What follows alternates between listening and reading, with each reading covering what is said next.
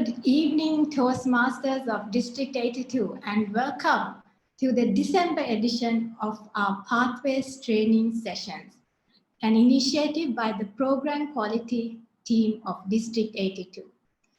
Another session, another learning experience for all of us, because after all, as Toastmasters, we are here to learn something new every day.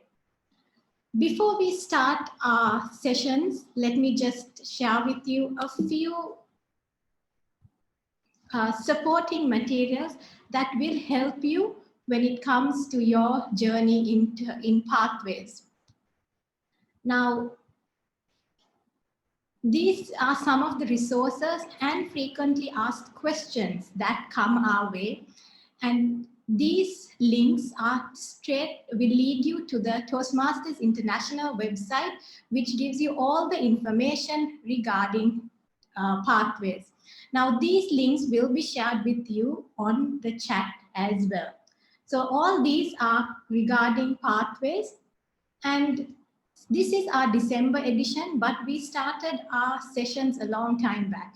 And starting with all our sessions with enrolling in pathways to evaluations to responsibilities of a base camp manager, and all our other sessions are also available on YouTube. So in case you did miss those sessions, don't worry, all those sessions will be available on YouTube on the District 82 D82 YouTube page.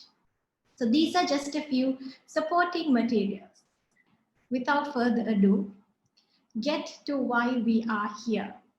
We are here to learn a lot from two champion speakers. And to begin today's session, we have with us someone who is going to help us share our stories. And I'm sure many of you out there, when scripting a speech, we have plenty of stories. We have stories from school days and at home with our friends, but sometimes putting it in words or sharing it in a speech may not be something that you and I are good at. So today we have with us Toastmaster Kalpana De Silva. She has been a Toastmaster for over 5 years. She is the immediate past president of Haley's Toastmasters Club, the current president of Pinnacle Advanced Toastmasters Club, the vice president education of Sri Lanka Tourism Toastmasters Club. She is a past district finalist for International Speech and Impromptu Speech Contest, a proud product of Musaeus College. She loves reading, especially Harry Potter. She loves archaeology, traveling, and painting. She is an assistant manager, business development at Haycub PLC, which is part of the Haley's Group. And she's hailing from a biotechnology and chemistry background, holding an MBA. And I can personally tell you that when this lady tells you a story, you definitely feel like you are reliving that story with her. So without further ado, let me invite Toastmaster Kalpana De Silva, a moment in time, the art of storytelling. Toastmaster Kalpana, over to you. Hello, everyone. Good evening. I hope all of you are having a fantastic Friday evening, even though you may be stuck at home and nowhere to go, and your usual Friday nights are no longer something that you can actually practice. But it's so good to actually connect in this way with all of you from D82 and share an insight to something I absolutely love: storytelling, a moment in time. Now, this is my first task for all of you. I want you to take a moment to look at this phrase very clearly and think of whatever it is that comes to your mind. It could be anything. Sky is not even the limit beyond that. I'm going to give you a few seconds to gather your thoughts around this phrase, once upon a time.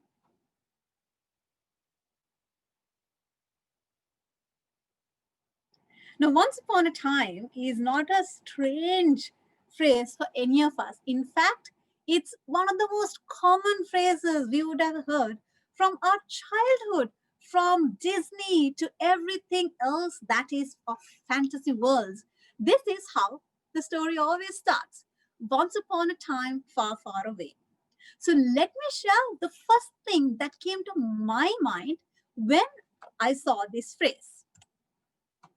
Recognize this? It's a few years old, but this is the first Shrek movie or the cartoon.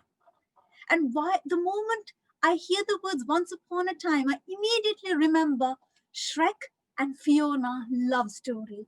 How Shrek, like a brave soul, went into the castle and rescued Fiona. And how the dragon came charging behind them. And the heat of the dragon's flames. Imagine how it would have been. And then do you remember how they ran away? And then Prince Charming, oh God, wasn't exactly a Prince Charming now, was he? I remember him to be a pretty useless character. But then the guy who tricked the king and queen so that he could marry Fiona, such a villain. I hated him completely. But that moment where Shrek kisses Fiona and she takes the form of true love, that is to be a female ogre, oh my God, that heartfelt happiness I still remember. Now, all these memories are triggered in my head simply after looking at that simple phrase, once upon a time. I'm sure, just like I get these mental images, memories from childhood, memories from a movie that I saw so many years ago, you also must be having similar memories coming to your brain the moment you heard that phrase, once upon a time. It could be a Disney movie, it could be any other cartoon, it could be anything. Maybe it's a story somebody told. It would just come to your mind the moment I gave that little trigger. Now, what am I getting on about? Simple. Our brains are hardwired to process and store information in the form of stories. That's how nature has designed us. Let me give you a very simple example. When we have exams, we cram, we study for days, we do past papers, and sometimes, or in my case, most of the time, it's not that long lived. We forget it. But think of a story your grandma told you when you were 5. I still remember some of those stories, and I was 5, well, many years ago. But why is it that I remember the story that my grandma told me from so many years ago, but not what I studied just last night? Because my brain, just like all of us humans' brains, are hardwired to remember a story and not the text. This is why storytelling is a very, very good way of remembering things. Now, an obvious question that most of us don't ask is very simple. What is a story? Now, if you go and look at internet, you will see so many definitions of what is a story. There are so many ideas people have put it in to defining this word. If you will not get a single definition, you'll get multiples. But giving it a little bit of thought, I came up with my own definition. And I believe that is what has helped me to become a little bit more effective at telling a story, because my definition of a story supports that idea. So my definition of a story, let me share it. It's a moment in time, something that happened in this particular time frame. Using this definition to define what a story is has helped me to understand a better way to tell a story to someone else. And I call that storytelling is basically reliving a moment in time. How well you relive it, how realistic you make it, makes you become an effective storyteller. So what we're going to learn within the few couple of few minutes that's given to me today is I'm going to teach you a method that I have tried and tested and figured out that works to relive a moment in time so realistically. Hope all of you are ready to take the plunge with me.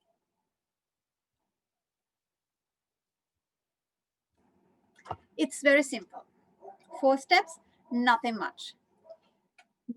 There is a story, there's a setup, there's a plot, and there's a link learning. Very, very simple 4 steps. Story, live setup, plot, link learning. So I'm going to take you into each of these sections with a few examples to help you understand. And if you have any questions, we'll take it at the Q&A session.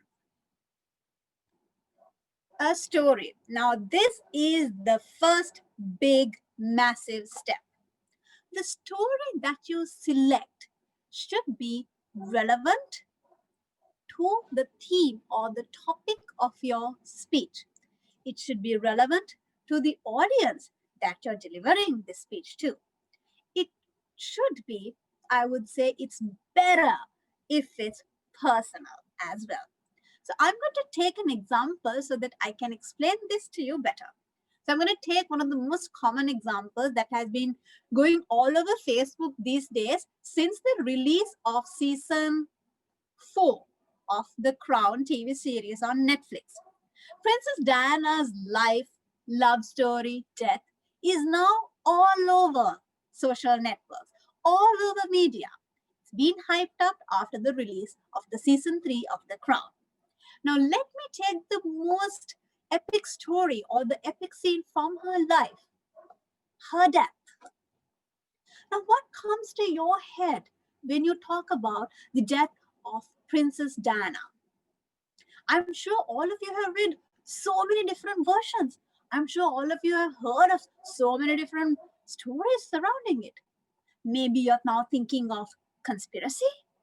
Maybe you're now thinking of the royal life.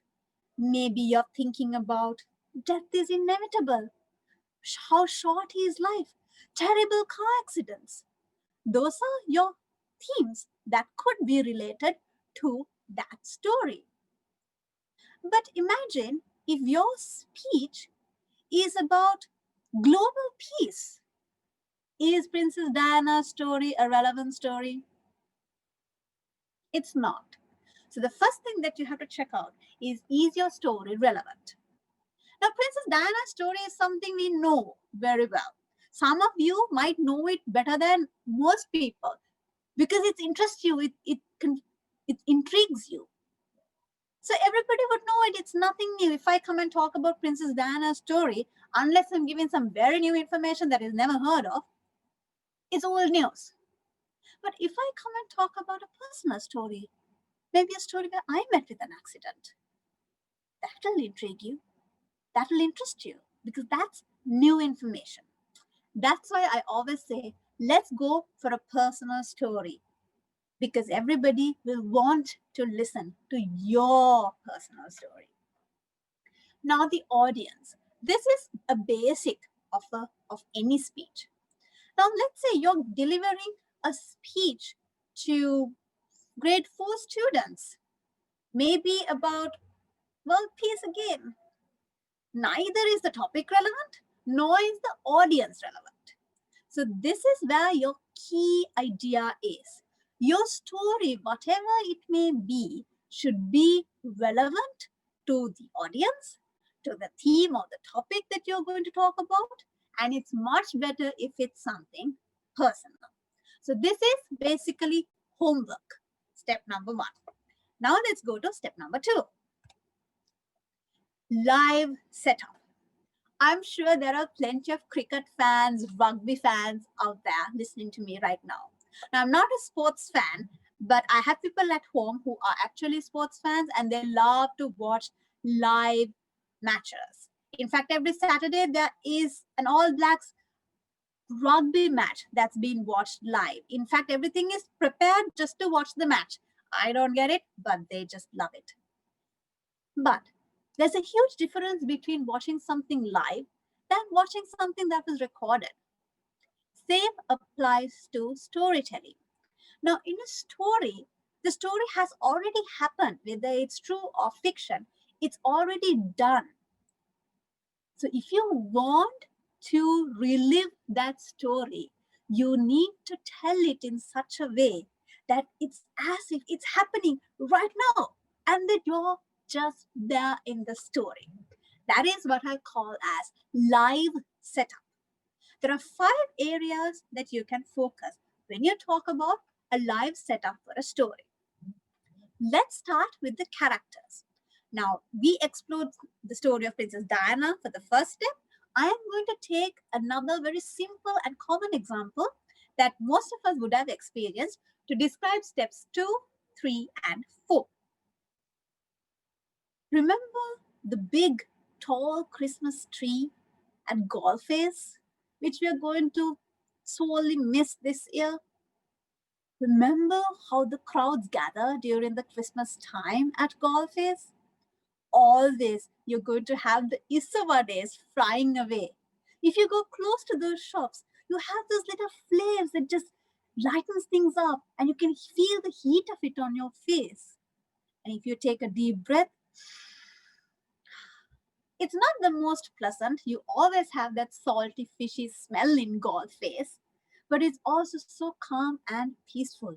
Despite the crowd, it's as if you have a little bubble in which you can exist. Now, this is my setup. Who are my characters in this? If I'm part of the story, I'm a character.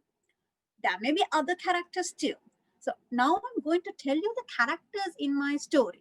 If I'm doing a speech, I will not tell the characters beforehand like this, but just for you to understand it better, I'm going to tell the characters and the theme. So my theme is going to be a speech on being kind. My setup is going to be at the golf face.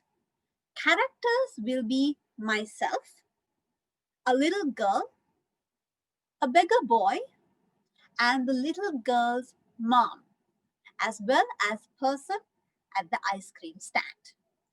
Recall the setting? Setting is at golf face.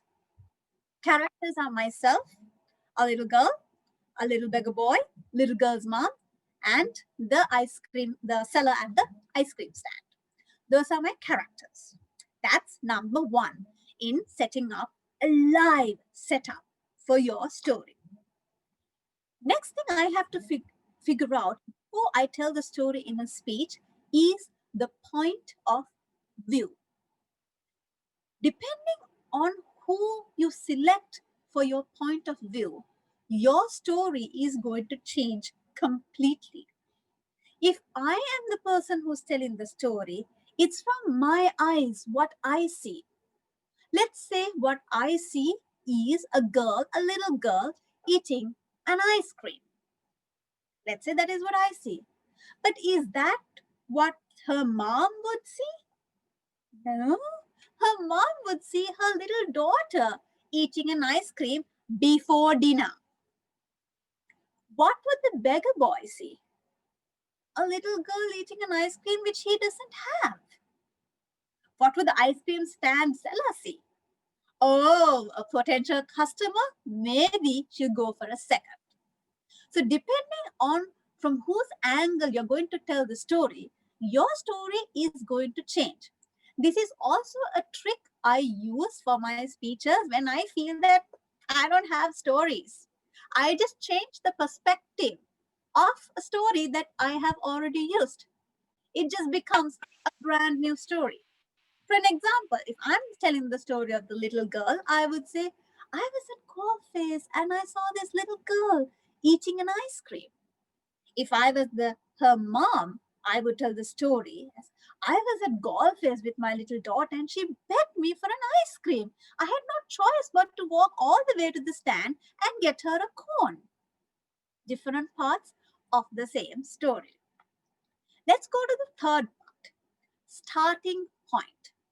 Now, this I want you to think about any movie that you like. Where did the plot start? Sometimes it starts at the beginning. and you go chronologically, one after the other, events unfold. Sometimes they show the end. Remember the movie Inception? They show just before the end, at the very beginning, and then work backwards. That is also a very good way to create a lot of suspense. Sometimes you show a problem and then unfold, like as if you're expanding a balloon, you unfold the story. But the trick here is where you start should be what creates interest, especially if you're starting a speech with a story. Now, the district final speech that I did when I competed for international speech, the title was called Missing. And I started with a story. And my story started with just telling a date. I told the date ovation was held in 2017. I think it was somewhere in May, so 27th May 2017. That was my starting point. And then I unfolded it chronologically.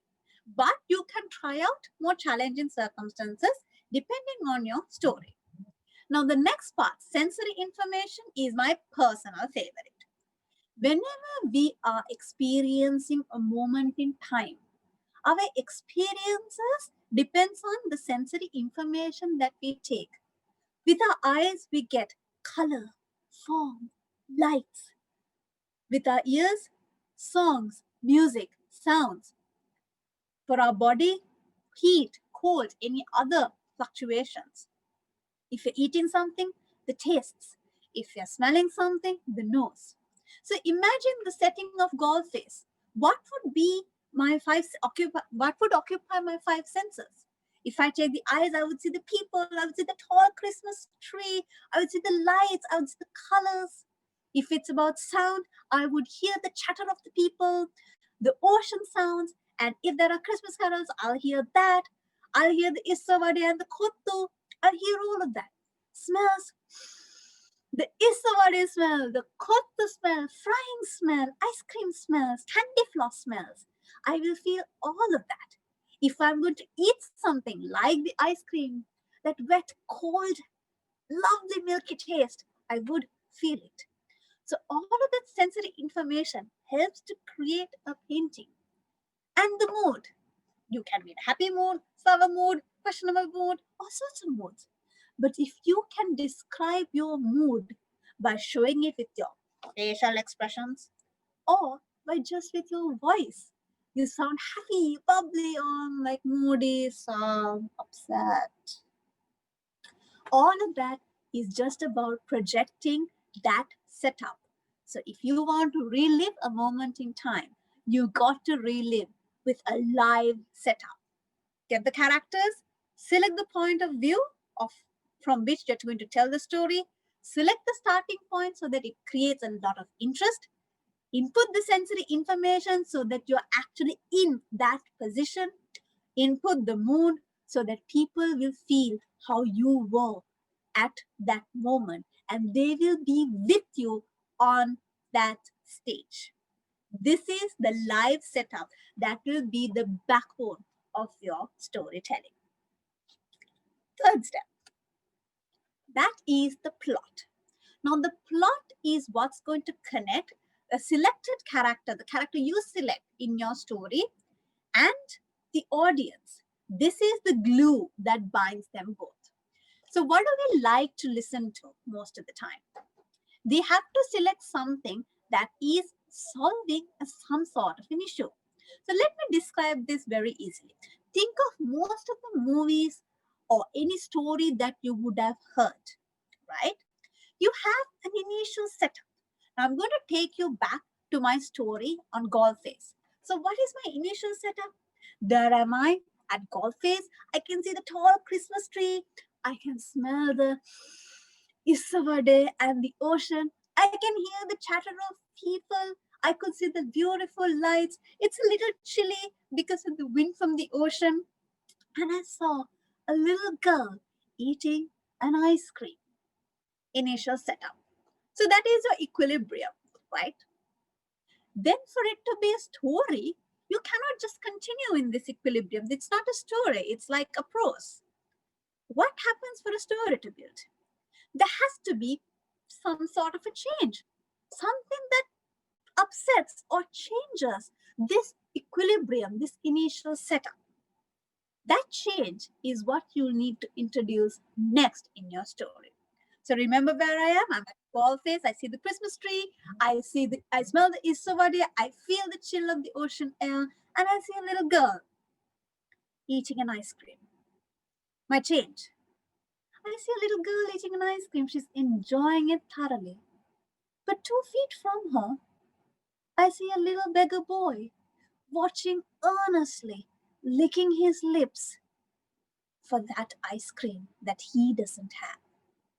Now that's the change, something that unsettles the equilibrium in our story. Then, once the change is introduced, a human mind will always want to know what's next, what's next, what's next, what's next. How do you think people do these television series so well? Matu Sambandai would have been the most hated words when we were growing up and we only had TV teledramas to watch. No Netflix at that time. But they always leave you with a cliffhanger. Why? You want the story to develop more. You want the people, your watchers to come back, see the next episode, see the next episode, see the next episode. That's exactly what you need to do in this storytelling. You have the initial setup, you introduce the change. Now the change has to aggravate. So much so that it reaches a breaking point, the climax. So in my story, now I'm going to aggravate it. The beggar boy who was looking at this girl eating the ice cream, stood up. He walked few steps towards her, then looked down and walked back. Then he stopped again. He looked up and he came towards the girl and just patted her shoulder. Now aggravating. Now I'm building up to a climax. I'm not telling the whole story. I'm creating a suspense, but telling little by little. And then I'm going to introduce another character, the girl's mother, and say, the little girl's mom saw this bigger boy approaching her daughter. See how my mood changes? A mom would be like, who is this kid? And wondered, what did that little fellow wanted? And she waited and observed. She saw her daughter talking to that boy, and suddenly she turned back, ran to the mother, and started howling and crying. Now I'm almost at the climax. But now you must be wondering, why on earth is this little girl howling and crying, holding on to the mother? Not that the bigger boy did anything, he only talked to her. Now comes the eureka moment where everything unveils. It reveals to you what exactly happened. And then you can act it out and tell the mother that the little boy, Mama, he doesn't have an ice cream. Can we please get him one too? Eureka moment. And the mother realizes, oh, okay, this kid is not harming my child, but he just doesn't have an ice cream and he would love to have one too because he's a little fellow. Resolution. The mother goes to the ice cream stand, buys the beggar boy an ice cream as well, and gives it to him. This is the little plot of my story. Now, what is this theme all about? I told you at the beginning. It's about being kind. What is my setup? Golf is during the Christmas time. What was happening? A little girl was eating an ice cream. What was the change? A bigger boy approached her. What was the development, aggravation of the story? The little boy came and tried to talk to her. And then, after they talked, the girl ran towards the mother, cried and howled. Climax, eureka moment is when you reveal what the problem is. Now, the problem was the little girl was feeling really bad that the boy did not have an ice cream and wanted to get him one too. What was the resolution? The mother so kindly bought the little boy an ice cream as well. So this is my little plot for this story. Now the final part, the most important part, is linking it. Now I told you this speech is all about being kind And this is a story that I wanted to use in this speech. So my message to the audience would be to do an act of kindness. I need to get this message across to the audience. How am I doing it with this story? I gave a complete example when an ordinary person is being absolutely kind to a complete stranger. So I would link it to the audience and say, maybe you have experienced something like that. This is, I'm linking the learning. Then maybe I can tell, maybe you can also buy a beggar boy an ice cream, a call to an action. And my final message, be kind to people. So one tiny story had all of these steps linked into it. I hope all of you understood the simple linkages in this four-step theory to tell a story effectively. I will take you through it once more as a summary. First thing you need to understand is to define what a story is. Depending on how you define it, it will help you to be a better storyteller. Now, for me, a story is a moment in time, something that happened during a particular time frame. And effective storytelling is all about how well you relive that moment in your speeches. The better you relive it, the better storytelling you would do. How to relive this effectively? I have 4 steps that I would like you to try out when you're doing a speech next. Step number 1 is basically homework. You select a good story. You select a story based on the relevance to your speech and your overall theme. Take the example I talked about for steps 2, 3, and 4. It was the speech is about being kind. My story is about an act of kindness. And it's something I have witnessed. It's a personal story, right? Then I have to build the live setup. I need to take you to Golface with me near that ice cream stand. That's why I talked about the Christmas tree so that you know this happened during Christmas time. I talked about Issavade. The moment I talk about Issavade, everybody will remember Golface. And then you remember the taste of Issavade, the smell of Issavade, the smell of the ocean. That is my sensory information. The characters in my story, the seller in the ice cream stand, the mom, the little girl, the beggar boy, and me, the observer. Where did I start this story? I went chronologically. I started from the moment I entered Golface. So all of this gives a live setup of where I was, who was there with me, what was my mood, and what happened afterwards. That is our plot. Now, the plot, you have to start with groundwork. That's your home on a website, pretty much. That is your initial setup. Your initial setup is then disturbed by some sort of a change. Then the change aggravates, builds to a climax, where everything gets revealed. Eureka moment, where things starts making sense and you think of a solution for your problem. Once you've finished the solution, your story is basically pretty much over, but the lesson has just come out from the story. Now, for it to be memorable and ingrained in the brains of the audience, you have to link that learning into the message of the speech, the audience, and call to an action so that your message, your story will carry on. Every time you buy an ice cream for a little beggar boy or girl, you will remember that I said something like this in a Pathways educational session. Every time you see someone else doing that, you still remember it because you will remember this session like a story. And that is how you make a memorable story by reliving a moment in time. If they have any questions further, we can discuss it during the Q&A session.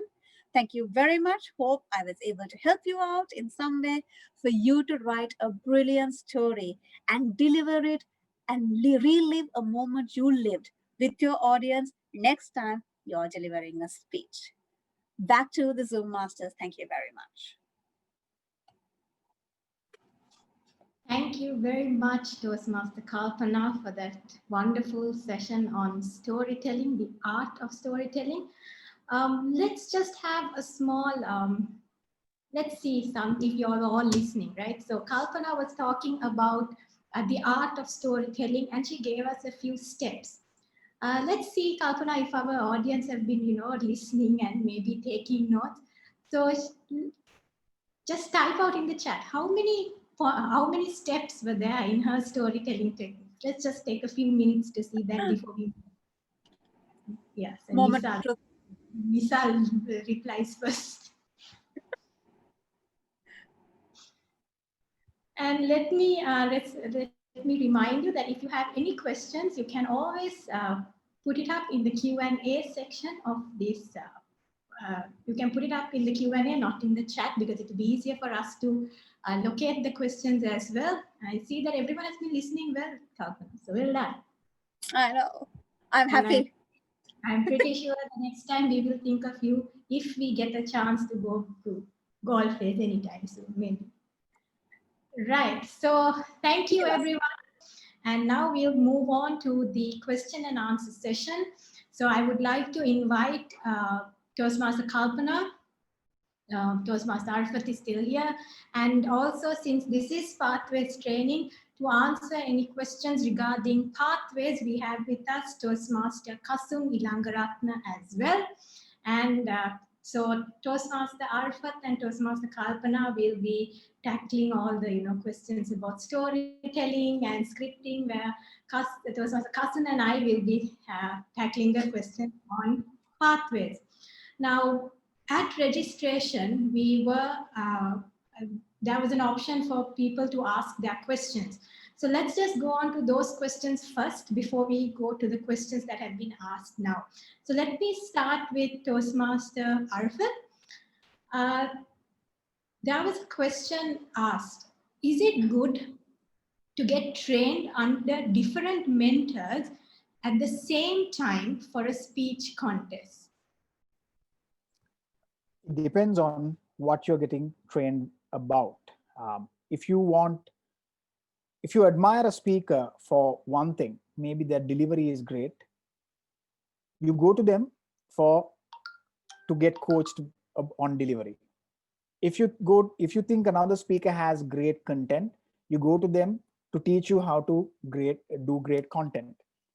There is no problem in getting mentored by two different people or three different people for that matter, as long as you're only getting advice from them for one particular skill area required for public speaking.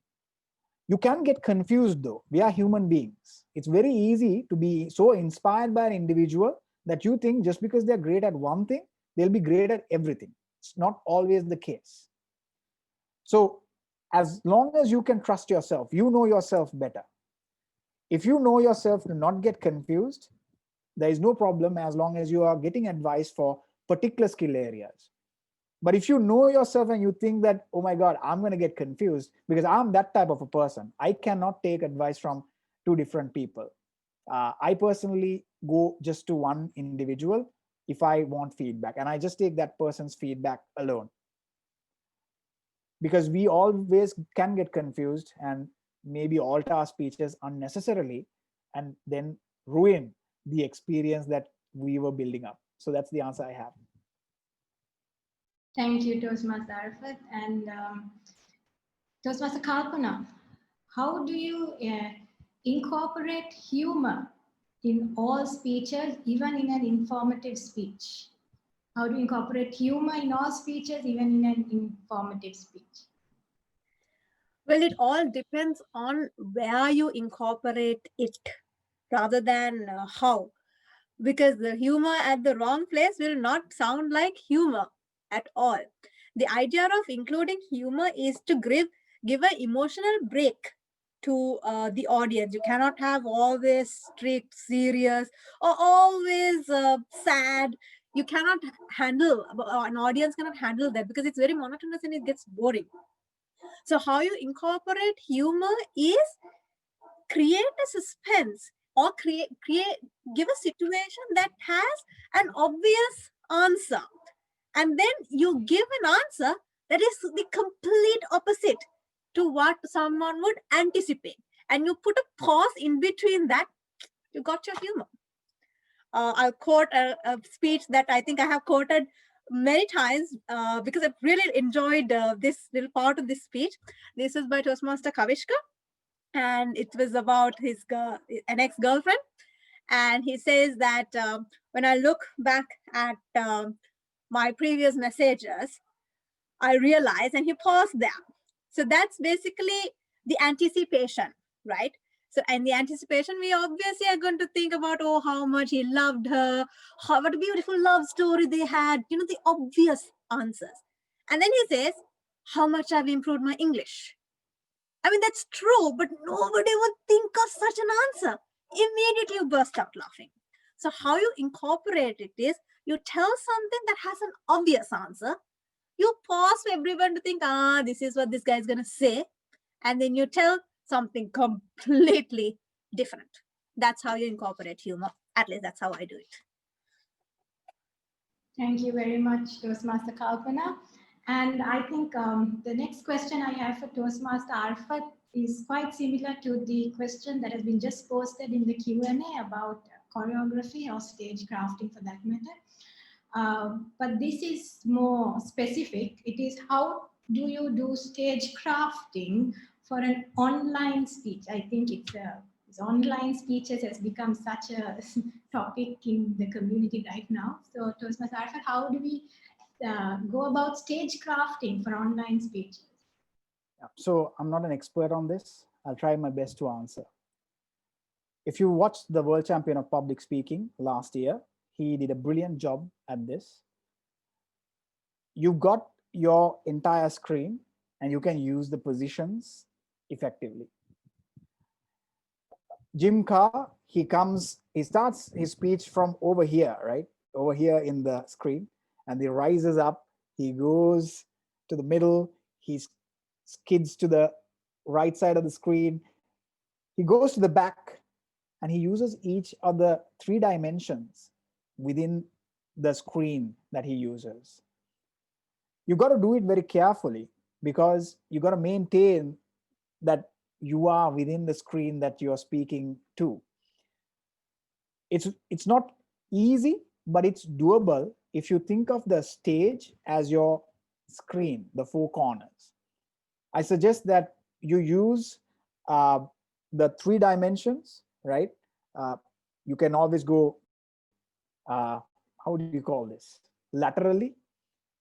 You can go horizontally, and you can go up and down on the y-axis, right?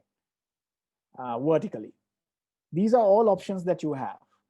And when you are delivering stories, you probably heard this so many times. Set your stage, tell one story in one position, go to another position to do another story, etc. And you can do this by using this positioning very effectively. But one tip I would like everybody to also understand is, when you're working with the camera, remember, you got to face the camera, look into the camera. Now, like I told you, I'm not an expert at this. Still practicing myself. I look at my face when I'm speaking, so it looks a bit awkward. But when you look into the camera, it looks as if you're looking at the individual's eyes, right? And I'm doing this right now. Hopefully, I'm making you feel a bit comfortable or uncomfortable for that matter. But do that, and if you can practice that, I think that'll be a very effective speech while you set your stage across various areas in your screen. Thank you, Toastmaster Arfat. Toastmaster Kasun, let's move on to a small pathways question as well. Yes, so one question that we have is, let me connect 2 questions together so it's easier for you to go on that for the answer. Okay, so the question was, how do the pathways differentiate in enhancing our targeted competency? And also at the same time, how does the performance of meeting roles relate to journey in pathways? So is it, how The question was, how do the pathways differentiate in enhancing our targeted competencies, and whether the meeting roles also relate to the journey? Sure. Let me give you a few practical demonstrations with regard to the meeting roles first, and then we'll take the second part of it about the competencies. So let me share my screen. So here you have your Pathways Basecamp, and you can see here there is a section where you can go into My Account by clicking on this gear icon. You can go to My Account, and you have a place here where in the Pathways site you can set a record of all the roles that you have done. So you can keep the most up-to-date, updated version of the time in which you have last done this role. So for example, the most recent time when I have played a speech evaluator role would have been in July 12th of this year. So like that, you can continue to update this page. And once you're happy with the changes that you have made, you can click on this little save button right over here. And it's this is actually needed when you are applying for your level 3 completion. So there are 3 roles that it checks for when you're applying for a level 3 completion. That is given in the document in this little Q&A that they have published by Toastmasters International. So the roles of evaluator, Toastmaster, and table topic master, you need to have completed it and fill it up here on this little page when you're applying for your level completion. And not only that, there are actually projects, entire projects that you can do simply by completing a small role. So for example, now I have pulled up 2 of those here. So one is this Manage Online Meetings project, which is incidentally, since the start of the pandemic, it has now become the most popular Pathways project I have heard. So what you need to do here is simply to organize and facilitate an online meeting or webinar. And so that's one of the Pathways projects that you can do by doing a role. Something like a Toastmaster would be ideal for this. You also have a project called Active Listening. That's a level 2 project in some parts and a level 3 project in some other parts. And in this project, you need to be leading your table topic session as the table topics master. So like that, there are certain projects as well that you will find hidden among pathways where you are doing roles for the completion of those pathways. So I hope that answers the question about the meeting roles. Let me tell you a little more about the competencies with pathways. So if I just search here for competencies in pathways, masters, right? So I have here this document that tells me about the paths and core competencies. So you will see here that this document tells you that, for example, the dynamic leadership pathway is going to help you with 1, 2, 3, and 5. That's public speaking, interpersonal communication, strategic leadership, and confidence. So those core competencies, it's going to help you with developing if you choose the dynamic leadership pathway. If you're not happy with the description given on this page, you can scroll further down in this document, and it gives you even more information about how that particular pathway is going to help you develop your competencies in certain specific areas. If there is an additional document that was shared by one of our panelists today about the competencies by project. So that will give you even more detailed information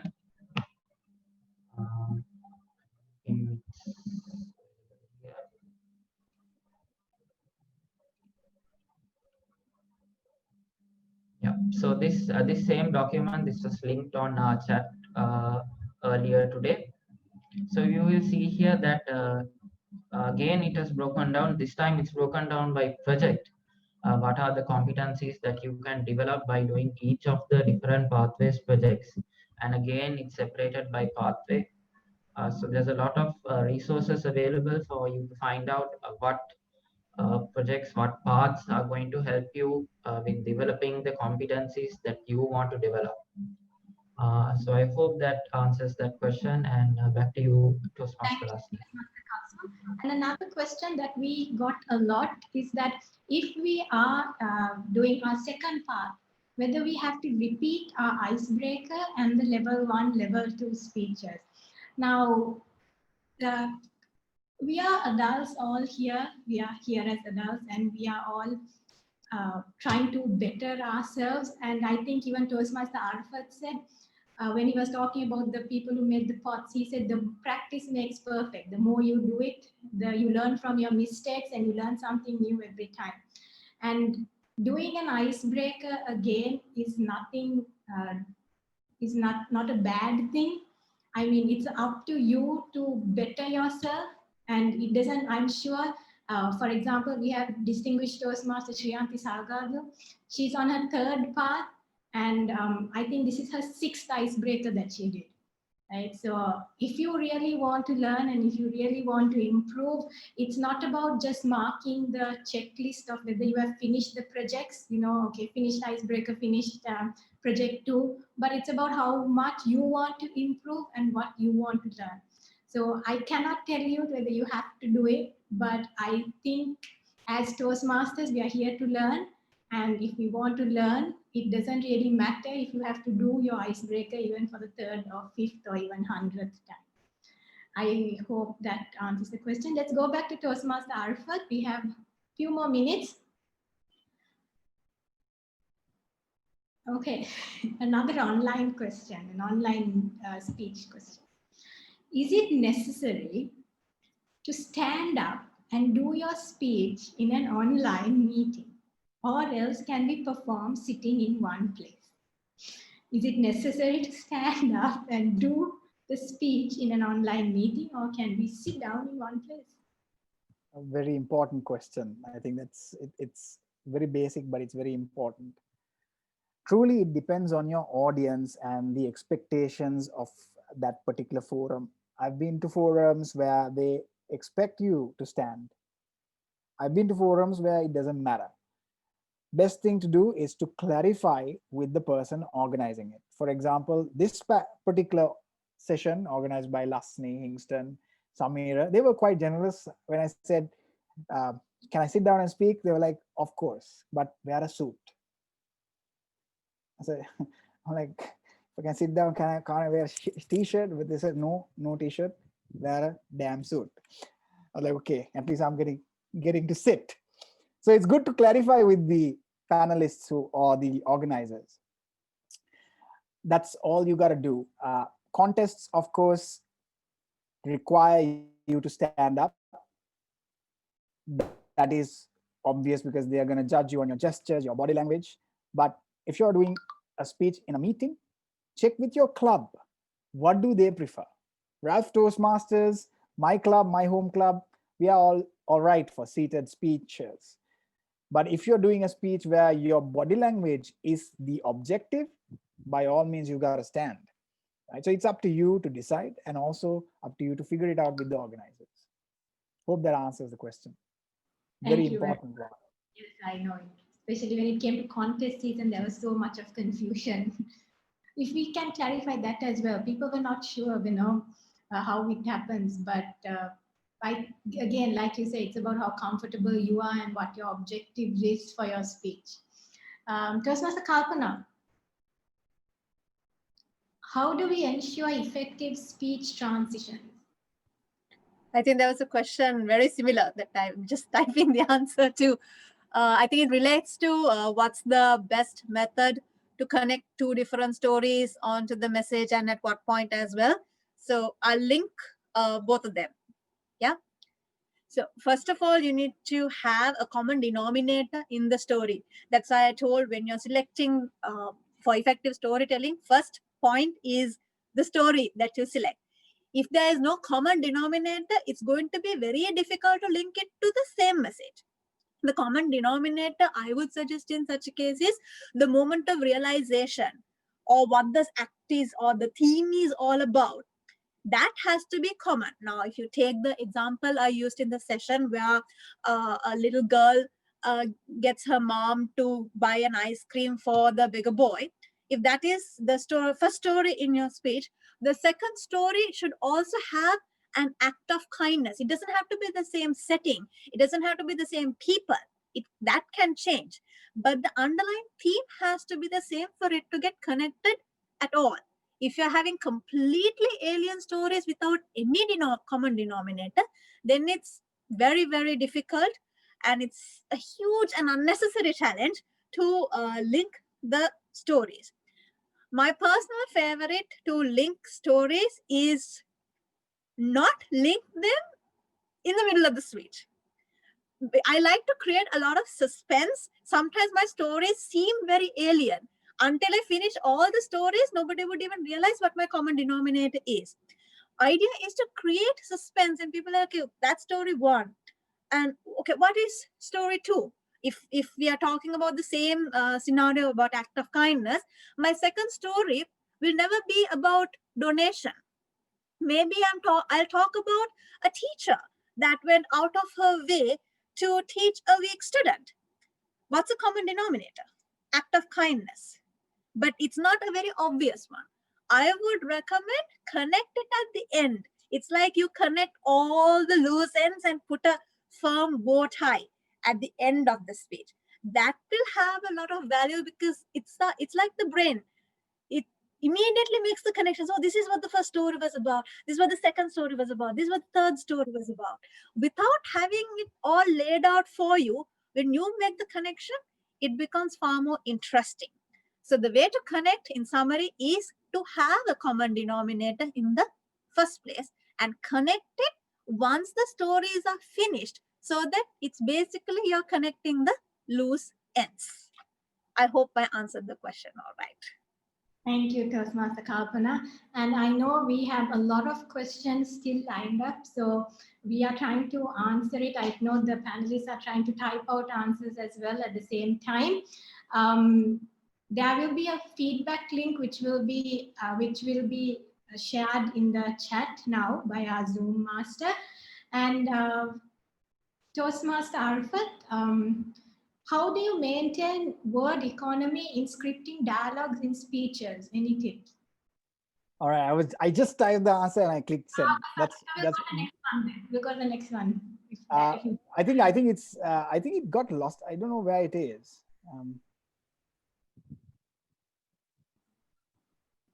Oh yeah, it's there in the answered list. Yeah, okay. I could also answer, or I could. I think we are out of time actually. Right. So I shall we? I think the panelists will be okay to stay and like type in the answers. Maybe if they want, if the ones who do want to the ones who do want to know the answer exactly. There was one question that yes, the feedback link has been shared in the chat. So anyone who likes to, I would encourage anyone to answer those feedback form. So our panelists will be here to finish typing out the answers as much as possible, but I'm pretty sure Toastmaster Kalpana and Toastmaster Arifat will answer any questions you have if you reach out to them as well. And I know this is a session where people may have a lot of questions, but it's a shame that we won't be able to answer all of it. But like I said, our panelists will be here for a few seconds trying to answer as many as we can. And with that, I would like to thank Toastmaster Arifat and Toastmaster Kalpana and Toastmaster Kasum for taking time to come and share their experience and their knowledge on speech writing, storytelling, and pathways. And of course, how can I not forget our Zoom master for today, Toastmaster Samira, the president of Expo Lanka Toastmasters, for always being here, being the man behind the scenes and making sure that we are all connected and we are all visible and audible. And of course, our coordinator for all these training sessions, distinguished Toastmaster Hinston, for always organizing these and choosing the best resource persons. and also our Program Quality Director, Distinguished Toastmaster Shriyanti Salgado, for always encouraging and being with us, and also our District Director, Distinguished Toastmaster Nurul Munawara, for helping us and guiding us and encouraging the entire district to become better speakers and better leaders, and of course our Club Growth Director, Distinguished Toastmaster Nisal Virakon as well. So thank you to everyone who was here. I know we are running late, but it is a big learning experience. It's topics that we all struggle with and that we all have a lot of questions with. But thank you to all of you who took time to be here, and I can't say have a good night because we're all stuck at home. It's Friday, but let's do with what we have. Have a good weekend and stay safe.